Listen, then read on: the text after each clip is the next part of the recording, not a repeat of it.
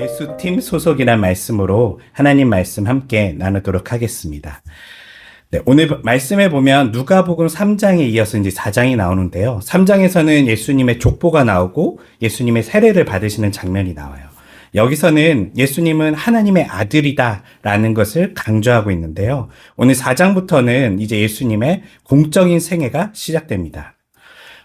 공적인 생애를 시작하는 데 있어서 마가는 무엇을 말하냐면 예수님께서 광야로 가사 시험을 받으셨다라고 말하고 있어요. 그런데 이 광야로 갈 때에 누가 예수님을 광야로 인도하고 있죠? 성령께서 예수님을 광야로 인도하셔서 거기서 시험을 받게 합니다.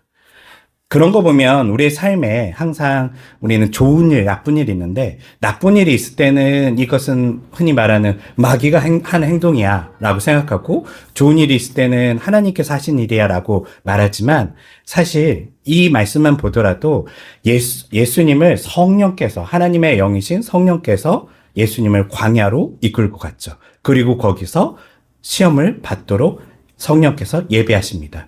이런 어떤 것을 보았을 때 우리의 삶에서도 우리의 삶이 때로는 광야 같은 데 놓인다 할지라도 이것이 꼭 나쁜 것이 아니라 여기에는 누구의 인도하심이 있을 수 있다고요? 성령의 인도하심이 우리에게 있을 수 있습니다. 이런 것들을 통해서 우리는 단순히 좋은 게 좋은 것이 아니고 때로는 나쁜 것이 나쁜 것이 아니고 하나님께서는 우리의 삶의 필요에 따라서 좋은 것을 때로는 우리에게 광야의 길을 허락하여 주시기도 한다는 것을 우리는 말씀을 통해 볼 수 있습니다. 그러고 나서 이제 예수님의 시험이 시작됩니다. 그런데 시험을 본다는 거, 우리 최근에 이제 우리 학생들은 기말고사 기간이었고 시험을 본다는 것은 무언가를 공부하고 시험을 봐야 되잖아요. 공생애를 시작한 다음에 여러 가지 과정들이 있은 다음에 시험이 돼야 되는데 지금 공생애를 시작할 때에 예수님은 시험을 받게 됩니다. 왜 이렇게 아무것도 안 했을 때 시험을 받았을까요? 우리 학생들로 치면 공부한 다음에 시험 보는 게 맞잖아요. 근데 공부하기도 전에 시험을 봐요. 왜요? 그렇죠. 레벨 테스트라는 게 있죠. 너의 실력이 어느 정도 하는지 감 잡는 것도 있어요. 맞아요.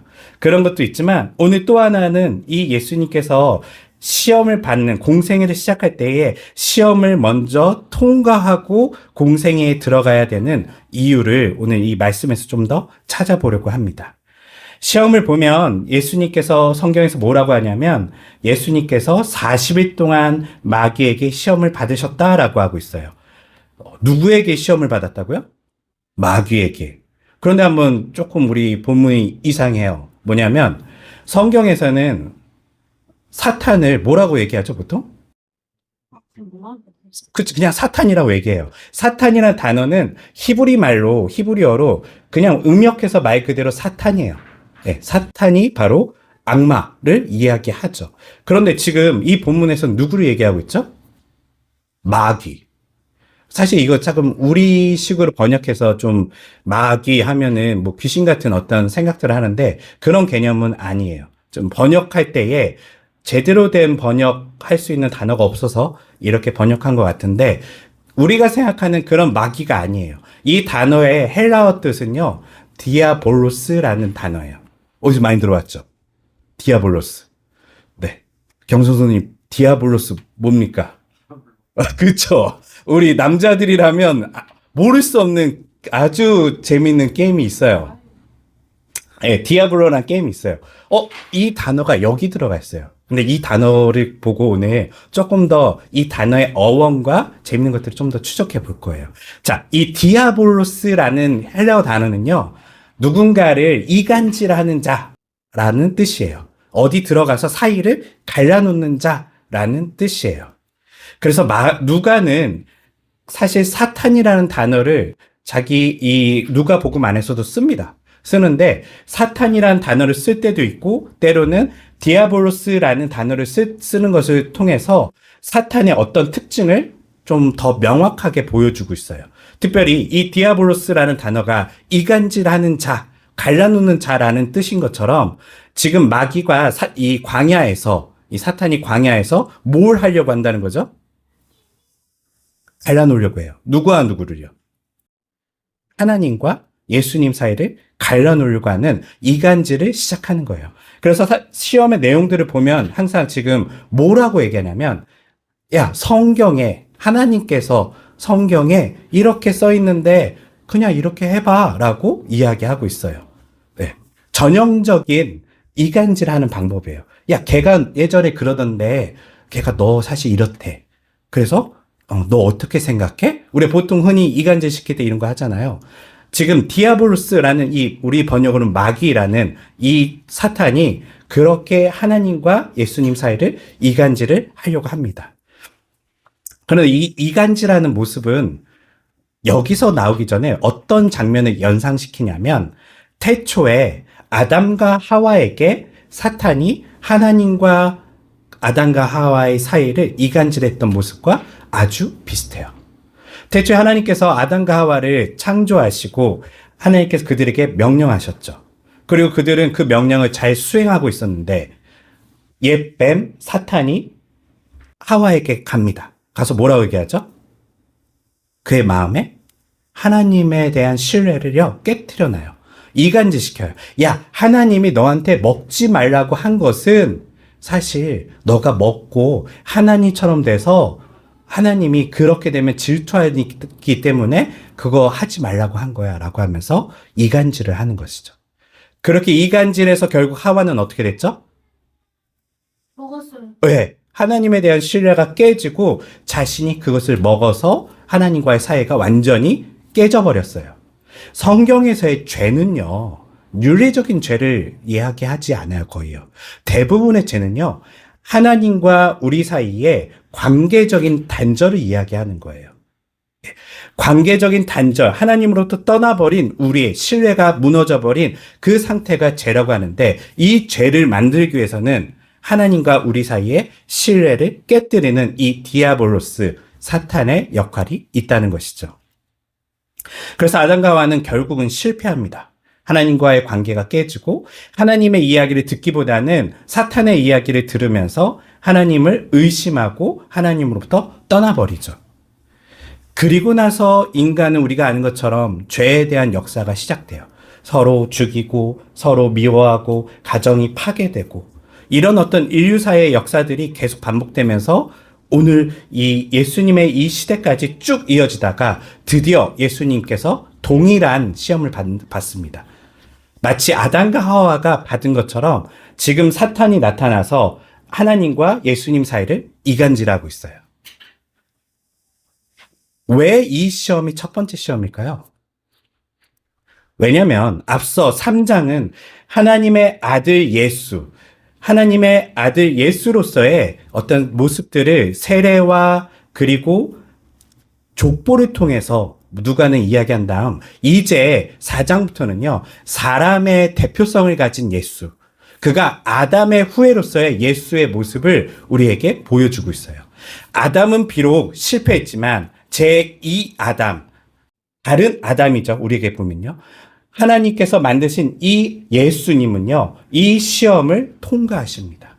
이걸 통해서 우리에게 뭘 보여주냐면 대표성을 가진 자의 실패와 대표성을 가진 자의 성공을 통해 우리 인류의 역사가 어떻게 바뀌는지를 우리에게 나타내주고 있어요. 아담의 죄가 왜 우리의 죄일까요? 아담의 죄가. 여러분들이 하나님 배신한 건 아니었잖아요. 아담과 하와가 태초에 이런 일들을 한 것이죠. 그런데 그게 왜 우리의 죄일까요? 그렇죠. 연대책이에요. 인류라는 연대책임이 있어요. 또 다른 말로 하면 뭐 이렇게 볼 수 있어요. 우리가 사과가 있어요. 태초에 사과가 있다고 칩시다. 그러면 태초 이후에 나오는 모든 사과는 이 사과로부터 나오는 것이죠. 이 사과는요, 단순히 태초의 이 사과는요, 개인적인 사과가 아니라요, 사과의 근원적인 모습이기도 해요. 아담의 모습도 내가 아담 아닌데요? 아니요, 우리는 아담 안에 다 있었어요, 과거에요. 아담 안에 그 DNA 안에서도 있었었고, 아담 안에서 우리는 끊임없이 계속적으로 자손들이 나오면서 인류가 이렇게 된 것이죠. 그래서 아담의 실패는요, 단순히 한 개인의 실패가 아니라 인류 전체의 실패를 갖고 온 거예요. 반대로 한번 또 생각해 보면 예수님께서 성공하십니다. 사탄의 시험으로부터요. 그러면 이 성공은 누구의 성공이 될까요? 예, 인류의 성공으로 바뀝니다. 왜냐하면 똑같아요. 하나님께서 아담을 창조했듯이요. 하나님께서 성령을 통해서 예수님을 이 땅에 보내십니다. 그리고 이 예수님께서 똑같은 시험을 감당하시는데 예수님께서 성공하심으로써 이제 예수님 이후에 오는 모든 세대들에게 우리는 이 시험을 내가 통과한 건 아니지만 내가 통과한 것처럼 여겨지게 되는 것이죠. 왜냐하면 우리는 누구라고요? 어느 팀 소속? 예수. 예수팀 소속이 되었기 때문이란 거예요. 마치 경기하고 똑같아요. 운동장에서 뛸 때에 어떤 사람이 1등을 했어요. 1등을 했는데 그 사람이 우리 팀이라면 그 1등은 그 사람의 것만일까요? 아니죠. 그 1등은 누구의 것이기도 해요. 우리 팀 거예요. 맞아요. 메시가 골을 넣으면요. 메시만의 골이 아니에요. 아르헨티나의 골이 되는 것처럼 예수님께서 성공하심은 단순히 예수님께서 시험을 통과하셨다가 아니라 그것은 우리가 시험을 통과한 것과 같게 됩니다. 너무 좋지 않나요? 네. 사실 아담의 실패는 너무 짜증이 나는 일들이에요. 내가 한 것도 아닌데 내가 왜 죄인으로서 하나님과의 관계가 이렇게 깨져버렸을까? 이런 억울함도 있었지만 반대로 생각해보면 예수님의 성공을 통해서 우리는 드디어 우리의 성공으로 이것이 받아들여지게 되었다는 것이죠.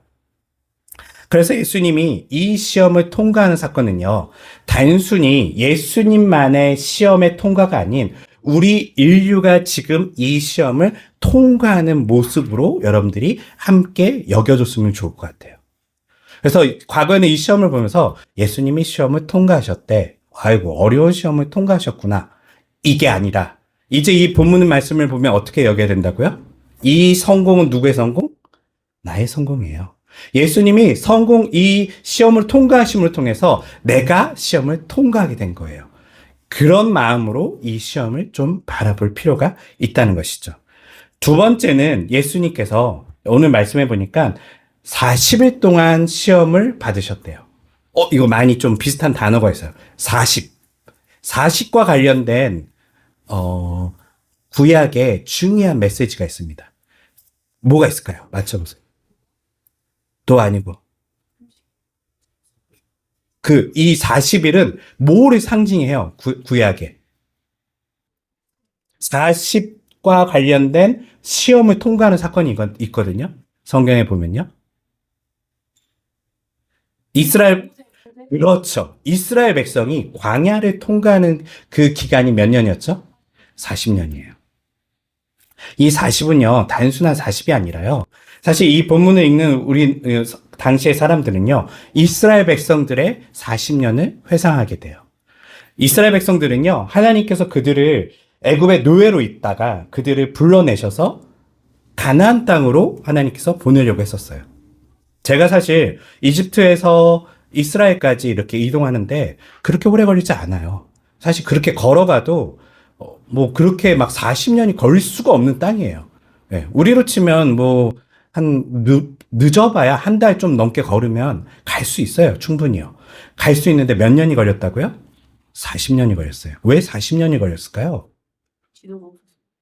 원래 출애굽기에 보면 이스라엘 백성들이 원래 하나님의 목표는요.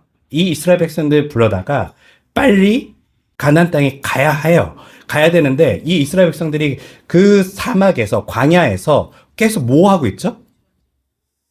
아니요. 구상 숭배도 하고 그러면서 하는 목적이 이유가 있어요. 뭐 때문에 그들이 계속 거기서 하나님이 아닌 다른 것들을 찾죠? 먹고 사는 문제예요. 하나님께 그거 따졌어요. 먹을 게 어디 있습니까? 물이 어디 있습니까? 나는 고기만, 특히 메추리만 먹어서 질려요. 나는 만나만 먹어서 질려요. 하나님께 먹는 거 가지고 따지고요. 하나님께 물이 어딨냐고 따지고 하다가 결국은 그들이 불신앙을 가지고 40년 동안 거기를 헤매게 돼요. 원래 하나님께서는 하늘에서 만나가 내리면 그 만나를 보고 이스라엘 백성들이 매일같이 기적이 일어나는 거예요. 기적이 일어나는 것을 매일같이 경험하면 정상적인 사람이라면 그 기적을 보면 우리는 어떤 마음을 갖게 되죠? 여러분들이 통장에 매일같이 하나님께서 1억 원씩 꽂아주신다고 생각해 보세요. 그러면 여러분 마음에 어떤 마음이 생기겠어요? 그러겠지만, 누굴 확실히 신뢰하게 될 것 같아? 하나님을 신뢰하게 되죠. 눈에 보이는 걸로 실질적으로 기적이 매일같이 일어나면요. 그런데 그렇지가 않았어요. 매일같이 일어나는데 이스라엘 백성들의 마음에는요, 무슨 마음을 가졌냐면, 내일은 그 기적이 또 일어나나 보자라고 의심했어요. 오늘 기적을 맛봤음에도 불구하고 내일은 안 일어나겠지. 내일은 하나님께서 우리에게 그렇게 안 하시겠지. 하나님을 끊임없이 의심했단 말이에요. 하나님이 그렇게 그들을 먹이시고 입히시고 돌보시는데도 끊임없이 목이 말라서 못 살겠네. 먹는 것을 똑같은 것만 난 먹어서 못 살겠네. 그리고 항상 하는 말이 뭐였냐면 다시금 이집트의 노예로 돌아가자. 이런 얘기를 했단 말이에요. 이 모습이 바로 이스라엘의 모습이었고 그들은 이 40년 동안 거기서 끊임없이 테스트 받았는데 결국은 통과하지 못했어요. 그리고 나서 어떤 사람들만 통과하게 되죠? 과거에 이집트에 대한 경험이 없는 사람들. 광야에서 태어나고 눈을 떴는데 떴을 때부터 하나님의 만나를 먹고 하나님을 경험했던 그 사람들이 결국은 가나안 땅에 들어가게 되죠.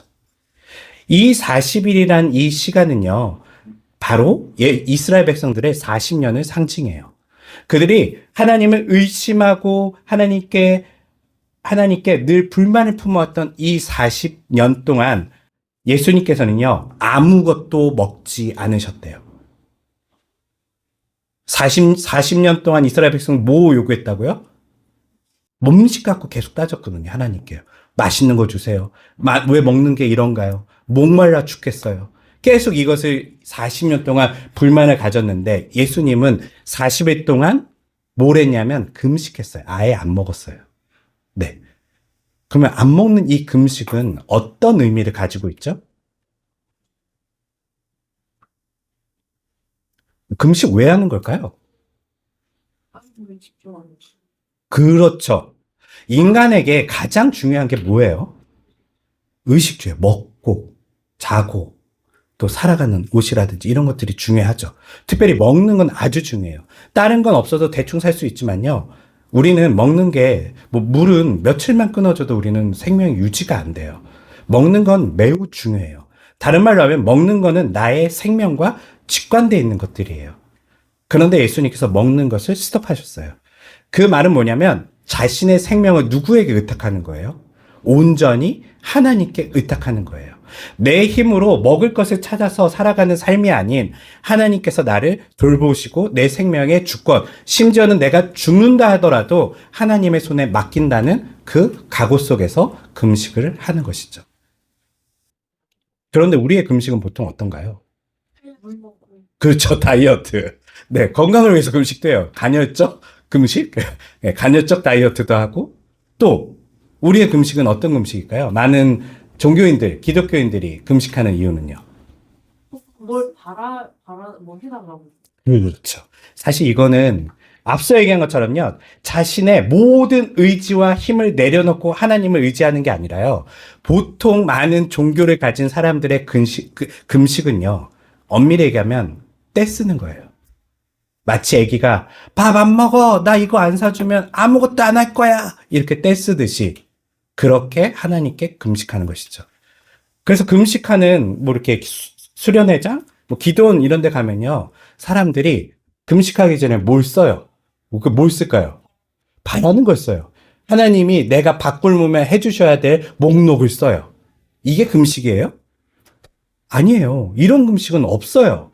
이거는요, 하나님께 떼썼던 과거 40년간 하나님께 떼쓰면서 막 항의했던 이스라엘 백성들의 모습이거든요. 예수님의 그 금식은요, 그런 모습이 아니에요. 자신의 모든 것을 내려놓고 하나님께 순종하는 모습이에요. 하나님의 뜻에 자신을 완전히 의탁하는 거예요. 자신의 의지나 여기에 어떤 것을 하나님께 뭘 걸질 않아요. 그냥 하나님께서 나의 삶에 온전히 하나님께서 이끄시기를 바라면서 하나님께 집중하기 위해서 그는 금식하셨죠. 이걸 통해서 예수님께서 이 40일 동안 금식하시며 시험을 이겨낸 사건은요, 결국은 후대에 있는 우리들, 특별히 과거의 민족의 이스라엘은 실패했지만 이제 예수님을 믿는 이곳에 있는 새로운 이스라엘, 이스라엘이 어디 있다고요? 여기 있어요. 아니요. 예수님을 믿는 사람들이 이제 새로운 이스라엘 백성들이에요. 그들에게 예수님의 이 승리는 누구의 승리가 된다고요? 나의 승리가 또 되는 거예요. 우리는 누구이기 때문에? 예수팀 소속이기 때문에. 그래서 우리는 이게 되게 중요해요. 우리는 이 시험의 장면을 통해서 단순하게 그냥 예수님께서 이런 어려운 것들을 통과하셨네가 아니라요. 이 예수님께서 지금 우리의 응원을 받으면서 쉽게 얘기하면 우리의 대표성을 가지고 이 현장에서 시험을 통과하고 있는 거예요. 그리고 이 통과한 이 이야기는 앞으로 살아갈 우리 모두들에게 이 시험이 나의 통과가 되는 것이고 내가 통과한 시험으로서 이 영광을 동일하게 누릴 수 있게 되는 것이죠. 말씀을 정리해 볼게요.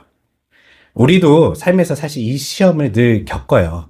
우리의 생존에 있어서 가져야 될 것들을 우리는 늘 포기하지 못하기도 하고, 때로는 우리는 하나님보다는 나 자신을 어떻게 보면 우상으로 섬기면서 내가 하나님이 돼야지, 내가 내 인생을 주도하고 내 힘으로 살아가야지 라는 그 마음을 가지고 살아갈 때도 많이 있어요. 이런 우리의 실패가 결코 실패가 아닌 것은 누구 때문이냐면 예수님 때문에 그래요. 예수님이요. 우리 다 실패했지만 예수님이 이기셨어요. 그리고 이 예수님은 우리를 모두 대표하세요. 그래서 예수님의 성공이 우리의 성공이 되고 예수님의 이 놀라운 승리의 이야기가 결국은 우리가 하나님을 만날 때에 우리의 승리의 이야기가 될 것이라는 것이죠. 저는 그러면서 이 말씀을 이렇게 얘기하고 싶어요. 예수님 정말 수고하셨어요. 우리를 위해서 정말 고생하셨어요. 내가 사실은 통과해야 될 시험이고 언젠가는 내가 이 일들을 감당해야 되는데 나는 실패할지라도 주님의 통과하심을 통해서 우리 팀이 결국 누가 이겼다고요? 예수님 팀이 이겼어요. 그래서 나는 할렐루야예요. 이 기쁨의 소식. 그래서 성경은 우리에게 무엇을 말하냐면 복음이라는 거예요. 기쁜 소식. 야, 네가 한 거 해야 될 거를 누가 다 했다고요? 예수께서 다 하셨어. 이제 우리는 우린 누리면 돼. 승리를 누려야죠. 나 시험 못 통과하면 어떡하지? 괜찮아요. 우리는 못 통과할 가능성이 아주 높고 사실 못 통과해요. 그런데 예수님의 이 승리를 통해서 결국 우리는 그 승리를 누리게 되는 그런 사람들이 된다는 것이죠. 오늘 새벽이면 이제 아르헨티나와 스페인의 결승전이 있습니다. 거기서 각 사람들이 이제 공을 차서 골을 넣게 되면 내가 골을 넣지 못하더라도 그 팀에 있는 선수들은 어떨까요? 좋아요. 행복해요. 기뻐요. 여러분 삶이 그렇게 채워지셨으면 좋겠어요. 늘 억눌려서 죄와 싸우고 내 인생에 하나님께 뭔가 잘 보이기 위해서 노력하는 삶이 아니라요. 예수님께서 하셨어요. 나는 이제 이 승리를, 기쁨을 누릴 수 있는 그런 삶으로 여러분 삶을 채워가시면 좋을 것 같아요.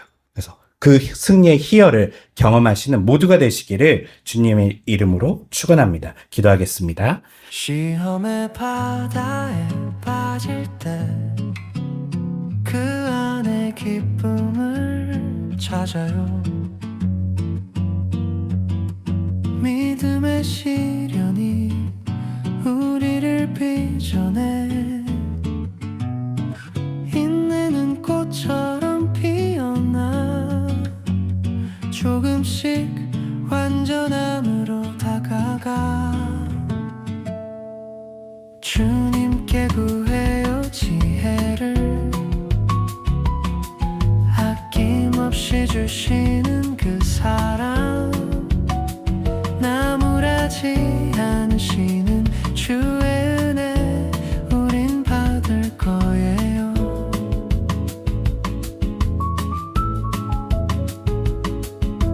부족함 속에서 자랐나요? 성숙함의 길로 걸어가요. 인내의 열매가 우리를 채워요. 고요한 바람 속 들려오는 주의 음성, 두려워 말아라 내가 너와 함께한다. 그 말씀 안에서 쉬어요. 주